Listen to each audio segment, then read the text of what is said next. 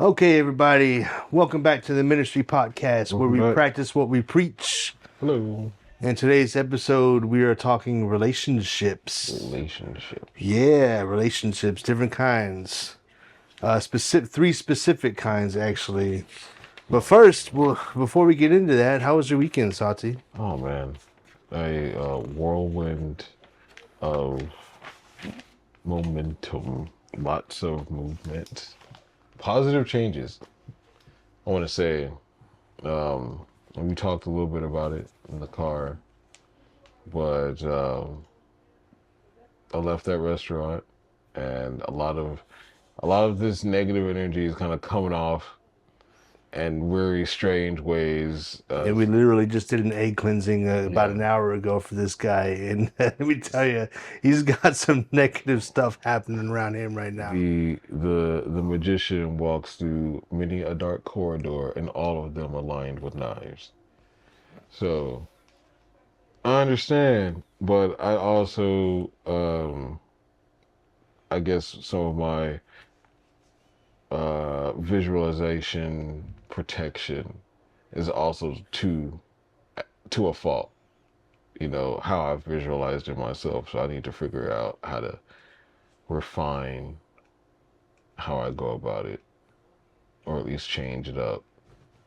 Right. At least change it up, because it's cool to be the thing that no one can assess, but you're still getting shot at. It's cool to be that thing, but you're still getting shot at. Like homie over at fucking Sam's barbecue last night. He hit two people. Yeah. After all, you know, it was insane. Let's. I don't condone any type of violence, but that man let off way too many rounds, and injured two people for what? I don't understand. Was someone trying to steal his bike? Or I don't know. It looked like he was just trying to beat him up or something. I don't know. I don't know all the details, but let's move Y'all on. go home. Yeah, right? Yeah. You get in an argument outside, go home. You're adults. Yeah, there's no need to make it escalate that much. Anywho, my weekend was okay, by the way. Yeah, we went down to Peace Park for the Austin Hippie Festival, known as Eeyore's birthday party. Okay. Yeah, if you're in Austin, you know what I'm talking about. It's a lot of fun. You didn't go alone though. You went with Ziggy. Yeah, I brought Ziggy along with me. Ziggy. Yeah, we shot a little bit of footage here. Let's roll it real quick and enjoy. Check it out. Yeah, he's crazy. Hello, everyone. We are in Austin, Texas, at the biggest hippie festival of the year, Eeyore's birthday party. Hello. I love to party and I'm in my element. I have arrived. The birthday party has begun.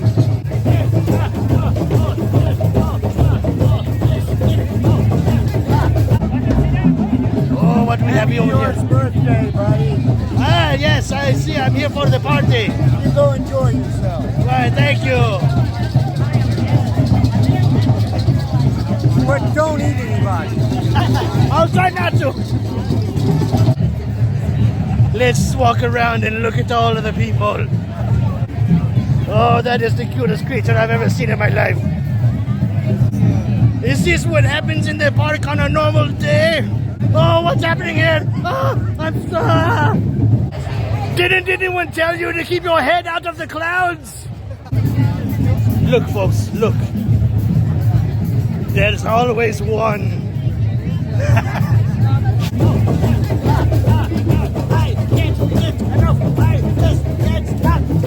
What is this?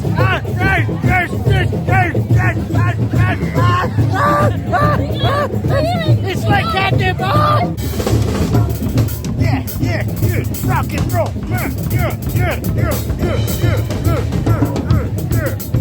This guy is awesome. Yes! Fuck yeah, man!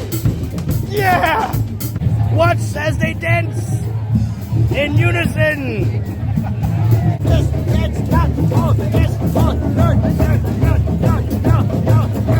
It's like herding farm animals. Oh, look at that. It wouldn't be a birthday for Eeyore without an Eeyore. Happy birthday, little fella. You must be like 112. Okay, welcome back, guys. Hope you liked that little segment. He's a partier. Iggy. Ziggy. Damn it. Ziggy. I got so many things in my head, man. Names are just fleeting to me right now. Names are only labels we put on for other people. Yeah. Well, yeah. Ziggy's a partier, man. He loves a party. He likes some drum circles. Yeah, he really liked that drum circle. I'll tell you that. He's going to be at the next one, I'm sure. Y'all invite Ziggy in the comments. Put your drum circle up there. Yeah. Hell yeah. Come talk to y'all. He just might show up, especially if you're in the Austin area, he might show up. Definitely. Agreed. So, relationships. Yes. 3 specific types that we're here to talk about. We're here to talk about karmic relationships, soulmate relationships, and twin flame contracts. I say contract because we'll get into that later. You'll see why. So, Sati, what do you know about karmic relationships? Let's start there. Man, I think karmic relationships, my data bank of intelligence on a karmic relationships kind of suffices with various relationships at various intensities. Could be friend, foe, neutral, blah, blah, blah. That are there to teach you a lesson, reflect something of yourself back at you, to bring something important that you need to learn up, and sometimes to remind you to remember the lesson. You know, kind of like a guidepost, almost. A guidepost that a guidepost has been coated in barbed wire. Yeah, a guidepost is coated in barbed wire. It has like the chain chomp monster from Mario on it.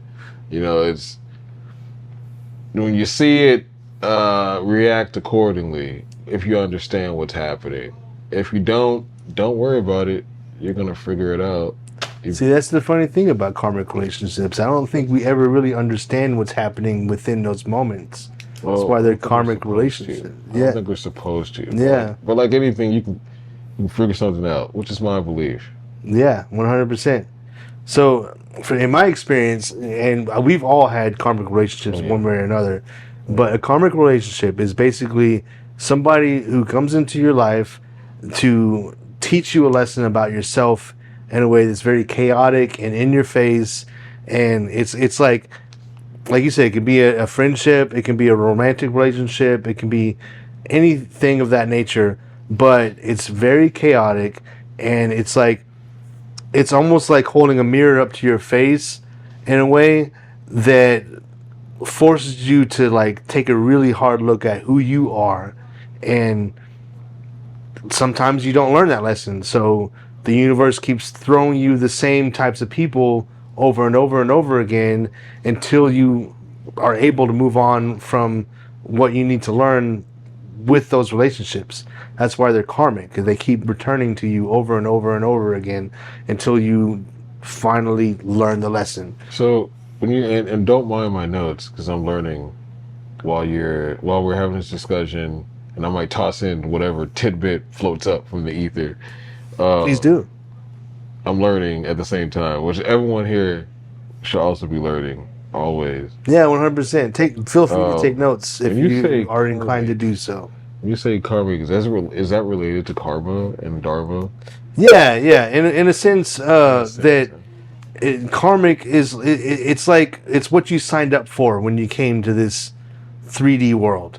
So you wanted to learn certain lessons so that you can fulfill your soul contract, which is what you're here to do on this earth, like what you feel called to do. I see. Okay, so it was in your shopping cart when you exactly when you checked out to check in. You signed up for this. Exactly. So when someone's like, I didn't sign up for this. You can be like, yes, you did. In a sense, yeah, kind of, yeah, You better yeah. go back. I mean, that's it. Yeah. That's funny. That is funny. That's funny. That is funny. Yeah, so- But in a way, yeah, kind of. Like it can be really overwhelming to embrace True. these relationships. But the point is, it's like you feel almost compelled to be in them. It's like there's something about this person, like this toxic relationship that I'm involved in, that keeps you there Yeah. because you feel drawn to it. You're like almost obligated to be in a situation where you're helping somebody, knowing that they don't care that you're helping them, or that it'll never be enough, or they're some kind of narcissist that will turn it around to where, like, no matter how much you help, it's just not enough. Good enough. Yeah, you're never good enough. But with those lessons that we learn about ourselves, it reveals things to ourselves that help us grow into our truest, highest versions, and that's why they're karmic. Well, yeah, I think I had a karmic lesson recently because I left that restaurant. I think that was a massive karmic lesson. Yeah, you were talking about it earlier. The guy, the same guy from the other episode That same dude. that had the altercation with your coworker. Yeah. So I recently left that restaurant again, and before I left, I've been checking in with that guy because he got fired. He got terminated for his behavior, which is understandable. You can't act like that. Just checking in. Hey, how you doing? Hey, how you doing? It's very repetitive because he never responded to anything. So I didn't fear for the worst. He's a older gentleman, not like a young cat out in the streets and stuff. Yeah. Well, he hit me up recently, like maybe like yesterday or so, and he said, first off, hey, how you doing? And I'm really embarrassed to ask, but do you have $60? You know, some money. And I told him, like, I peep game. I'm not a Gherkin lamb, you know, aggression lamb. Like, I'm not raised with blinders. I can see. And I was like, okay, you, for one reason or another, have been disinclined to answering my messages, which are checking in for your goodwill. So you've been reaching out for a while to see how he's been doing. Yeah, and to come to my And the only time he hits you up is to ask you for money. for some cash, you know, and you know, like a helping hand of cash, and you know, even before that, I asked him if he wanted to come out to have like just Sunday like supper, like a little get together. Sure, I would be the only person he knew, but it's not a lot of people, and I was given the okay to bring someone I think who would appreciate, you know, the space. So I reached out. He left me on red, ghost. So then he reaches back out for this, and again, I peep game. So I let the message sit for a couple hours, you know. Then I get back to it and say, I respectfully decline. Like, I don't have anything to give right now. Well, are you okay? All this other stuff. And he goes, oh, that's cool. Silence. I'm like, Wow. I've done a lot for a lot of people. And I definitely did a lot for him that other people wouldn't have done for me, which is why I did it. Yeah, yeah. And if you've seen the other episode where we talked about this individual before, you don't understand. Like, Sati, it really has done a lot for this guy. I've been doing a lot for people. And it doesn't necessarily make me feel good. It makes me feel more human. Yeah. To do for others. Yes, I understand. I go out my way. Yes, I don't care enough. So if I feel moved to do something, I will do something. And however that culminates to anyone else doesn't matter to me, because I'm doing it. You know. So what about this makes you feel like this is a sort of karmic lesson that you're learning? Because, like, obviously that individual is not good to be around for whatever reason right now in his life. as I can tell, he's more in the using versus like the communal, like accessing. Yeah. He's more of the using, and the restaurant. Well, there's a lot of ties I had to it, reasons why I would be there, and I knew it was bad for me. I knew the stuff that's going on in there is not great. Yeah, maybe the restaurant itself was a karmic Oh relationship. yeah, there's a lot of people in there. Yeah, like kind of what I alluded to before. The restaurant itself is a relationship. All these individuals I've mentioned earlier, like with the car and the stuff, that's connected to the restaurant. All these people connected to the restaurant. Now that I'm out of that, transitioning out, there was that weird explosion of negativity. We just did an egg cleansing on this guy. You wouldn't believe the negativity that got drawn out of it. Strange explosion of negativity. This individual hits me up for some cash, and I'm pretty sure many other things. I don't even know right now. Well, I'm pretty sure many other things.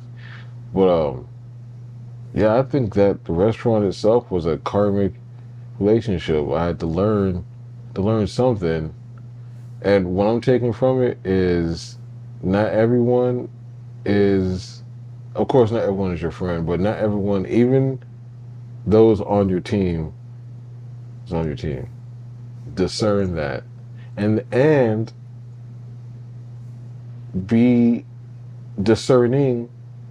If you can choose your team, don't choose your friends. Choose people who's gonna assist you. And if those people also happen to be your friends, that's great. That's excellent. But if your friends can assist you, you can't assist your friends in this team setting, you're both gonna go down. And there's a lot. And it's like it taught me a whole bunch of business things and all this other stuff. But definitely not everyone who's on your team is on your team. That's a pretty good example of a karmic relationship that has nothing to do with individual people. More of like a group setting in an area that you feel attached to. I've definitely have had many karmic relationships, toxic girlfriends and toxic friendships. Just I'm sure every one of us have had that one relationship we've been attached to where you keep going back for more, and it just you keep getting hurt and burned and things like that. But we all just kind of keep going because it hurts so good, as they say. But the point of these is to have that realization that, like, why do I keep repeating these same patterns? What is happening within these people and myself where I'm forced to like look at why this bothers me when they do it, but when my friend who is not in a romantic relationship with me does it, it's okay. It's just so many little things like that can really show us about who we really are on the inside and force us to kind of look at things from an outside perspective. And it's when we grow that these karmic relationships start to fall off. Because if you're staying on the same vibrational level of these karmic relationships by not learning these lessons and not taking the time to like really look at yourself, then you're attracting the same things over and over again. It's until we raise our vibration and break free of those cycles, then they start to fall off and new relationships can come in. And we'll get on the next two relationships after this break real quick. I want to plug, I don't necessarily have a artist that we can highlight this week. I'm talking to a few people for the next couple episodes. So enjoy this brief music video from one of my songs. Cool. And we'll cut to that and enjoy. Yeah. Here you go.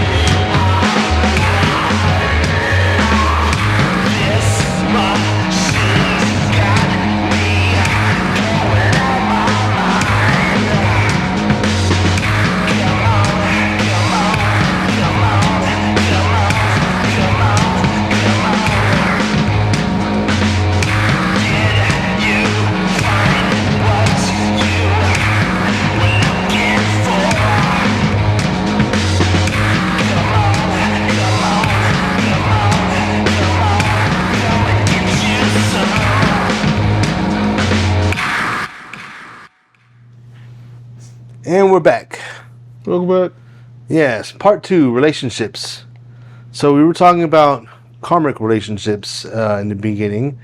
So let's move on to soulmate and twin flame connections. Okay. Do you know anything about soulmate twin flames? Oh boy, I really know 0 things about twin flame, but I know maybe 3 things about soulmates. Maybe 3. Of which, from what I have read or listened to, I can't be too sure right now. Soulmates are metaphysically individuals or other souls, other pieces of souls, because we're all from like the same thing in a sense, and there's a whole bunch of them. It's not just one other. Yeah, you can have multiple soulmates throughout your lifetime. It's a whole bunch of them, because and not all of them are romantic either. right, and they can be again on various ends of the relationship scale, and it's very fun and intense, and sometimes very deep, sometimes very conflicting, and I don't know, it's very, very intense around the subject matter is intense with them all the time. You have intense fun, you have intense conversations, maybe not like intense, like riveting and whatnot, but you can just fall into it. Y'all can go have fun, you can go do whatever and it'd be fine. It's just not even fine, it'll be fulfilling. Not even, fulfilling, I want to say. Not even, it's better than fine. And you feel better afterwards. Yeah. So from my looking into this topic, soulmates tend to be, from what I understand, anyways, individuals that are the extreme compatibility with your soul on whatever plane that you're vibrating on.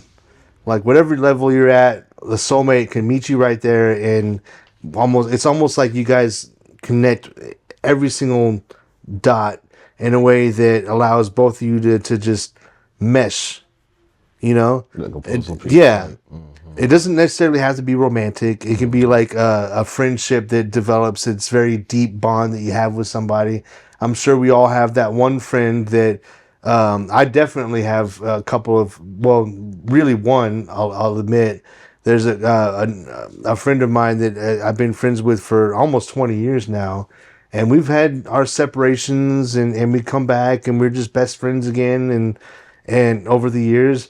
But who I'm talking about, those people that when you connect with, there's an instant bond that it just works, But there is a difference between a soulmate and a twin flame.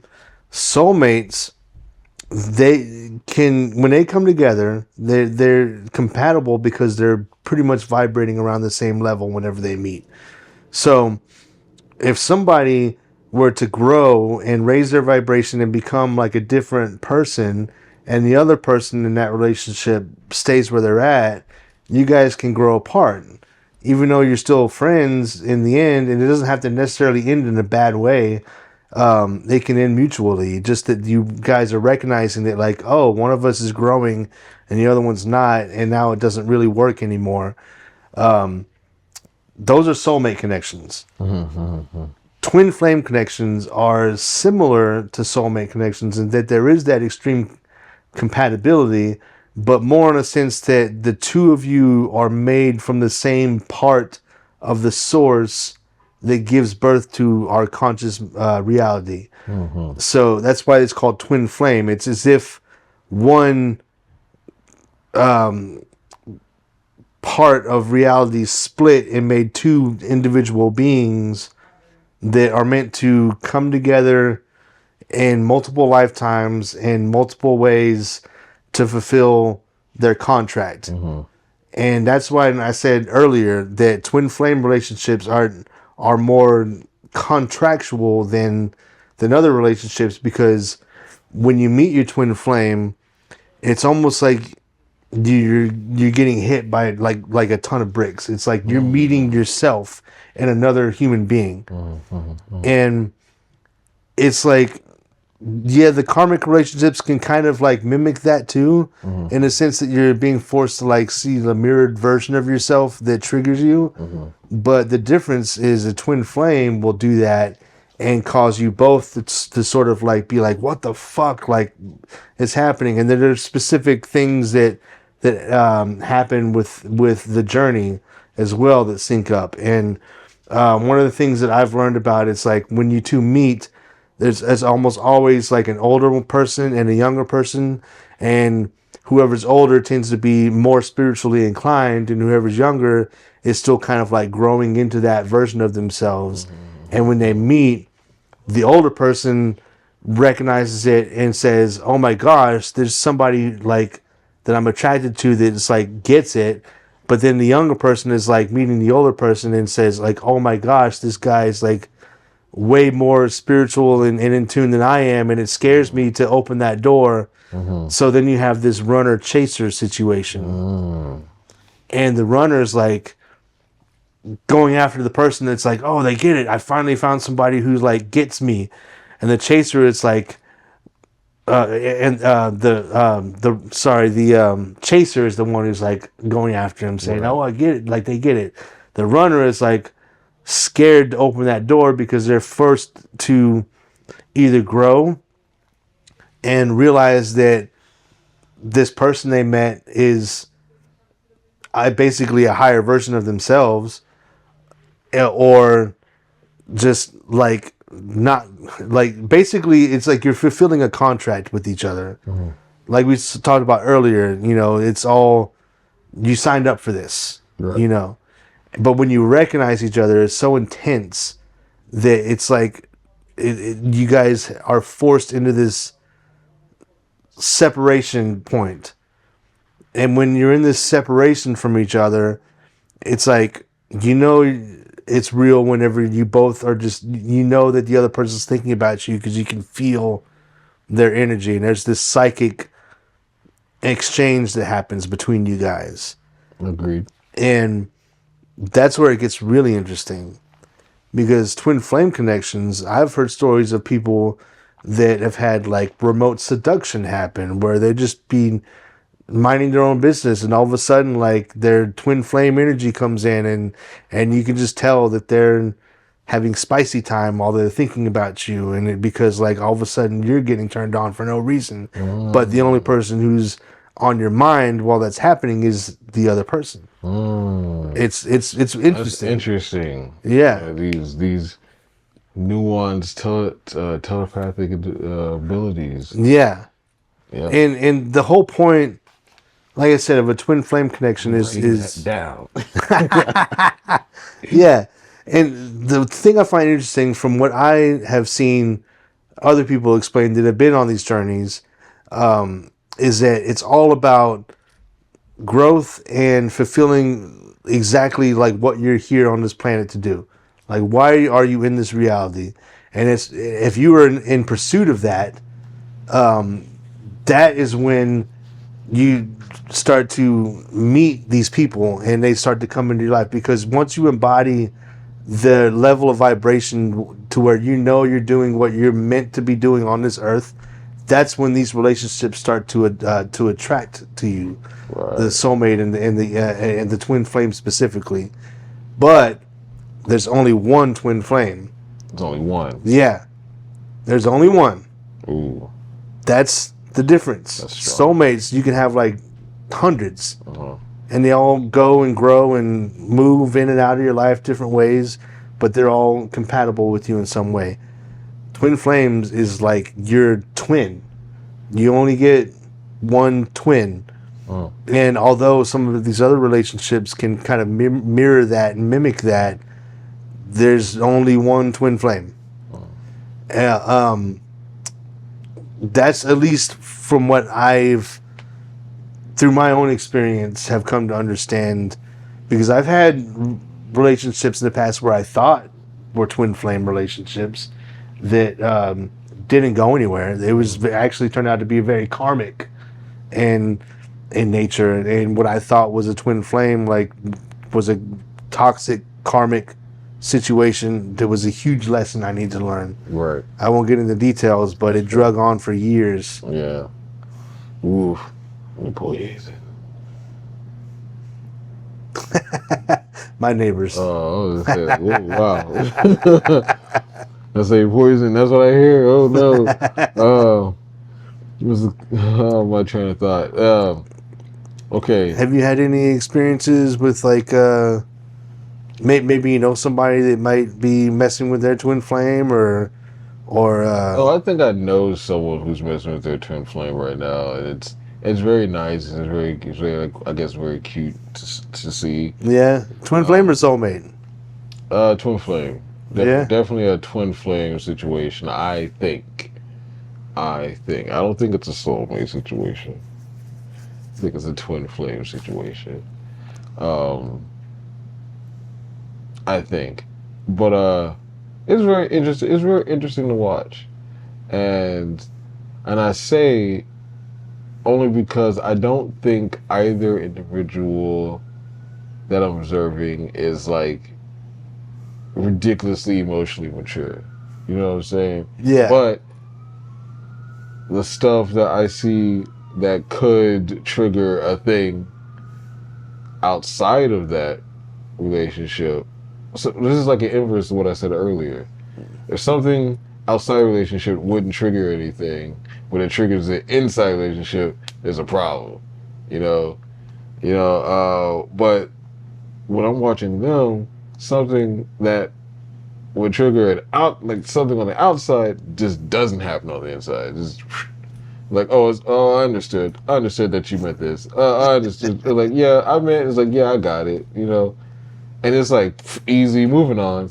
Yeah. And some people can say, well, that's just love. And it's like, okay, yeah, well, that's sure. Love is like that's an energy force too. And that's that part of it for force sure. You to do some of it, but never have I've seen someone who's loved their significant other for like probably like most of their entire life, because that's how some people were brought up.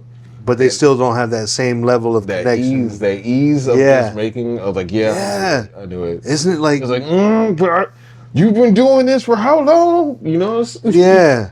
So I'm gonna open up a little bit here. Like, I feel like I'm on a twin flame journey right now. And if they're watching this, I'm pretty sure you know who you are. But we are in that stage of no contact. I don't know what's going on. I hope they're okay. But I'm waiting for them to come back. Yeah, basically. Roll back. Basically, yeah. It'll happen or it won't. Roll around. Rather. But the lesson I'm learning in this is detachment and allowing myself to receive versus constantly being the one who's chasing after the things that I want.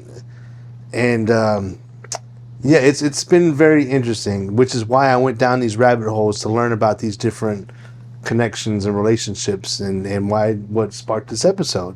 And that's another thing that I've sort of realized, is that the amount of power with these connections, it can be, it's insane. Like you see those people that are finishing each other's sentences. They instantly know what the other person is thinking, like almost telepathically. But those abilities could be trained too. They can be trained, but with these people, I'm talking about when it's instant. Yeah, like you've known this person like a matter of hours, and you're already synced up. Yeah, exactly. And it's like a supernatural thing. Yeah, it is, and it's very interesting how there can be subtle nuances that will clue you into like who this person is that you're staring at across from the table. Are they a karmic relationship? Are they a soulmate? Or am I looking at my twin flame? It's one of those things you don't really know until you've started the journey, and as you're on the journey, then you start to realize like what is happening actually, if you're paying attention and awake enough to like look at yourself and in hindsight connect the dots, if you will, because most people It's the pips. aren't self-aware enough to like look at these things and realize, Well, being self-aware, it's a box of worms itself. yeah. So, I guess there's also like a weird corpse joke in there.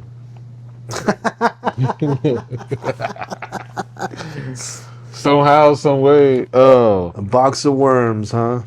Yeah, you gotta be acknowledging, cognizant of your value. All right, and I would say being cognizant of your value means all your, maybe not all, because it's pretty hard for us to figure that out, but your strengths, your weaknesses, things that your shadow will rise up to consume. Yes. You And allowing yourself to experience death and rebirth in multiple forms. Yeah, can't be afraid. Yeah. Fear is the mind killer. And that's another part of the journey. It's like when it comes to twin flames, again, from my own experience and from research that I've done, you literally, the mirror that you're reflecting is such on a psychic bond level that you can pretty much guarantee that whatever you're going through and whatever you're doing and feeling, the other person is sort of having a similar experience, because that's what you're meant to do. It's like when you're separated, if you're not working and growing and focusing on yourself and making your presence a higher version and into a higher reality. My phone just went off. That's double confirmation. If you're not raising yourself into a higher vibration and living life in the best way that you can to embrace the highest version of yourself, then you're not going to draw in these relationships, because that is what you're meant to do. And if you're doing that, then that means the other person that is your quote unquote twin flame is also doing that. Mm-hmm. So you can be confident in knowing that even though you're in this separation period, that if you're thinking about this person a lot, they're probably thinking about you a lot. Yep. If you're taking the time to work on yourself and grow and focus on what you have going on, they're probably doing that. And that's kind of the point, is to know that you're both exist, but that knowledge just triggers you into like this explosion of growth, that when you start to embody that explosion of growth magnetizes the both of you, and then it just like it's almost like you hit, and then you just like and then the magnetism hits, and it just like comes right back together, I'm glad you brought up magnetism, because almost finally my notes and research are coming to play. Ha! Almost finally. All right, so you bring up this magnetism, it's really, really reminiscent of some of the statutes and rules on the law of attraction or the law of magnetism. Especially with this twin flame relationship. You doing the things, better yet, hold on. After you give up the search for love, and only after you give up that search for love, and I'm using love in the operative sense because this is I'm paraphrasing from Jung right now. Will you be met with the thing that you, or the love that you have been searching for. Now, again, I said love, operative word. It could be insert whatever quality. When you stop looking for it, it will appear. You talk about detachment. Yeah. When you detach from the search, your reward will rise up. That is the biggest lesson that I am working on right now is detachment, because I am one of those that, like, when I finally have something like good come in, I obsess and I try to chase after whatever that thing is. It is so hard for me to just like sit back and not do anything. Like, just not doing anything is difficult as fuck for me. Like, literally, if even if like I'm given a job, like, hey, your job is to do nothing, I cannot do nothing. I have to do something. It's wild how big of a lesson that this is turning out to be for me. Just wanting something so bad, but knowing that I have to let it go in order for it to really be received. I mean, yeah. Well, that's kind of like the whole. So when you zoom out, it's kind of like the whole shtick. You know. Yeah. You gotta, I mean, I'm sure we all have examples of like random things happening, like you weren't even looking for something, but something that you lost like a year ago, you find in a closet somewhere. You're like, oh, I wasn't even looking for this, but now here it is. Well, even in like perhaps in a bizarre, simplified sense, to get people to even understand the idea of detachment. Like, some people could still be sitting on the fence, like, I don't think these guys know what they're talking about.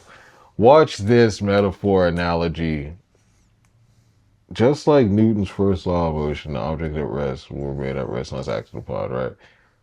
Someone has to be detached enough to apply a force to the object and watch it go until another force or otherwise happens or does it. You have to detach to witness the first law of physics, motion. You have to be detached.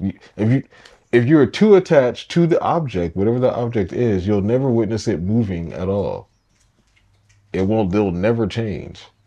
There you go. And your perspective of it will never change either. So if you love it when you see it, you'll never not love it. But you'll never learned to not love it, nor would you have learned to love it. Yeah, I think the point is to love yourself enough to know that, sure, you want these things, but being okay without it. Mm-hmm. And then you get it. What? Exactly. Yeah. And then you get exactly. And then you get it. Yeah. Yeah. And it's on so many different levels that works. Like I was talking earlier, like it's in order to break out of the pattern of karmic relationships, you have to focus on yourself and raise your standard of living and embrace a higher version of yourself. And then once you start doing that and realizing that, you start to realize like things will start coming into you that you weren't even thinking about, like a new relationship for a soulmate or meeting your twin flame or something. It's always when you're least expecting it. Yeah, always. You'll never be prepared for it. But it'll never happen if you're not working on yourself right. and doing what makes you happy and what fulfills you in a way that makes you content and be able to detach. Be able to detach from that thing. And some people might say, well, I'm detached. Why isn't it here yet? Because you're not detached. You're not. You might be detached from the very large pieces of the thing that makes you want the thing. You might. But if you're screaming about why it's not here yet, then you're clearly not detached. You're not detached. And then eventually you're gonna be like, shrug, and then boom, brand new whatever. Yeah. It could be a shiny new job. It could be a shiny new bouncy ball. It could be whatever. Gonna show up. Could be person of your dreams, your twin flame, another karmic connection, a soulmate. It could be all types of stuff that's going to be positive because you were just searching for it. And now you're not searching for it anymore. It's going to pop up. Yeah, I mean, it's like that universal law. It's like if you put out the energy of searching into the universe is just going to give you more searching. If you put out reciprocity. Yeah, exactly. Like if you keep saying, I want this, I want this, I want this. Yeah, you're going to keep wanting. Yeah, you're going to keep wanting because that's what the universe is going to give you. If you embody the energy of like having something already, like I have this, it's coming, it's here, then the universe will respond by giving it to you. Yeah. But you have to be willing to detach from it in a way that's like, you already know it's coming, so like why worry about it? Like it's here. If you have, like, let's say that I wrote you a check for $1,000 and called you tomorrow and said the check is in the mail. It's coming. It's on the way to your house.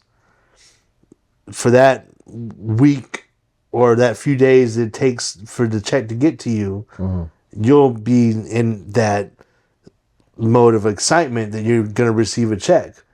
So you already know the check is coming because the universe has mailed it to you already. All you have to do is receive it. You know it's coming, so you're not worried about it. You're completely detached because you already know it's on the way. And then what happens? Boom, it ends up in your mailbox. Right. You can take it and go put it in your bank. Right. And this, don't get this twisted or confused with like delusion, because just because you expect money to show up for you does not mean money will appear for you. Well, yeah, absolutely. You have to take steps to be able to open the doors and the channels to allow things to come, for sure. Yeah, you can't. There is some work involved. I can't just sit on the couch and say, "Universe, give me $1,000," and just expect it is going to be in my mailbox. You got to have a thing. You have to go out into the world and make connections and talk to people and use your intuition and discernment to... There has to be a fishing lure with $1,000 worth of bait on that thing. And the universe will give you the thing, will lead the thing towards you that wants that $1,000 worth of bait. It'll facilitate that to happen. But if you don't, oh man, I just need something. I need something. Well, what are you gonna do for the something? You can't just sit there again. An object at rest. You know? Yeah. You have to give the universe different ways that it can manipulate things in your favor. If you're not making an active effort trying to form different ways of making money or having some multiple sources of income, it could be anything, just like a side gig where you're doing Uber or reading tarot cards at a festival for somebody, which is something I've done a couple of times in the past. It doesn't matter. As long as you are making an effort to allow things to come in through the universe will move things around in your favor for you if you know how to play the game, so to speak. And if you make it happen, it's like trying to think of a good metaphor. Water comes from the sky. If you have a garden, water's raining. It's raining. You have a garden. You need to get water to your plants. Sure, it's coming from the sky, but it's not getting to your plants how you need to. So you just keep saying, "Universe, I need water for my plants. I need water to get to my plants." But the universe could be guiding you to go underground. Make a little trough. Yeah. Irrigate your plants. I'm bringing you all this water. Irrigate your plants. Yeah, drill a well. Some work. Yeah. Some work. It wouldn't have to be a lot of work. Just a little bit of work. A little bit of work. You gotta move. You have to physically move. I think I said that before in a different radio too. You have to move. Well, I do think we're... Told you we were running out of time. Yeah. Yeah. But as I was saying, as we grow and we begin to love ourselves and really step into who we are meant to be as individuals, not just for ourselves, but for the entire community around us, that is when we begin to attract the relationships that we are meant to receive, the soulmate connections and the twin flames, and when we start literally fulfilling our contracts of what we are meant to do here on this earth. And I do think that as more and more people become self-aware and awaken to their connections to source and to the world and how everything works, that there's going to be a great shift in the way the world works and the way things are done here. And it's all up to individuals like us to vibrate on a level that is just pure love, because love is the highest vibration. Love for yourself will give you love for humanity and will allow you to see the connection and act accordingly. So on that note, we'll end it here. Thanks again for joining the Ministry Podcast. You know what we say, I am one, and you are two. Goodbye. Nice. Nice. This is a good one, man. I like this one. I think it deserves a part 2.